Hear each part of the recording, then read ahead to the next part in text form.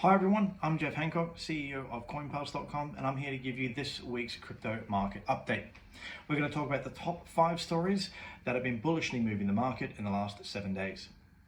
Institutional inflows drive ETF Ethereum rally. While there's been an unprecedented surge in capital flowing into Ethereum ETFs, with net inflows reaching nearly $3 billion, this massive influx has been a direct result of the recent US Securities and Exchange Commission approval of its in-kind creations and redemptions.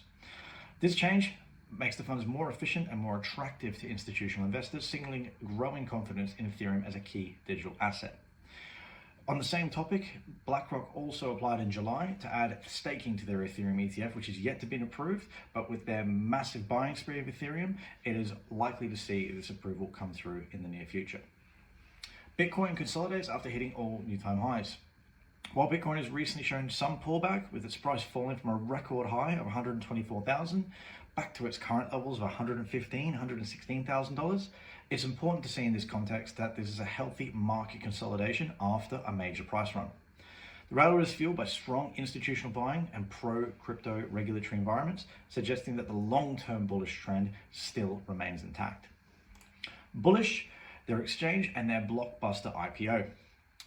The successful IPO of the crypto exchange Bullish, ticker name BLSH, which saw its shares more than double on the New York Stock Exchange, has seen a significant milestone in this IPO debut.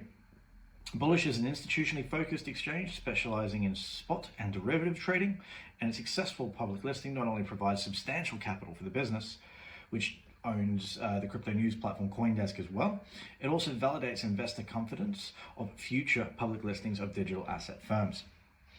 The significance of corporate adoption. In recent moves by publicly listed companies like Japan's MetaPlanet and the UK's Smarter Web Company, who have been adding Bitcoin to their corporate treasuries, are a powerful signal to the rest of the market. In their respective jurisdictions, this demonstrates a growing trend among savvy corporations using Bitcoin as a hedge against inflation and fiat currency debasement. This strategic reserve not only further legitimizes its role in judicial finance, they're also structuring it so these Bitcoins don't have to be sold until they really need to be. Meaning these treasury companies, these Bitcoin treasury companies, will act like a sponge, potentially never selling their Bitcoin. And lastly, Japan's yen-backed stablecoin. In a major leap forward in global adoption, Japan is set to approve its first digital yen-based stablecoin.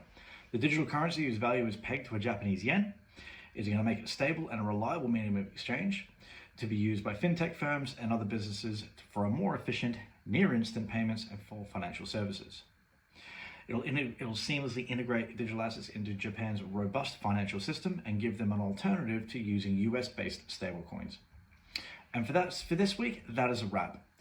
The market is showing strong signs and positive signals, driven by institutional interest, corporate adoption, and significant regulatory process improvements.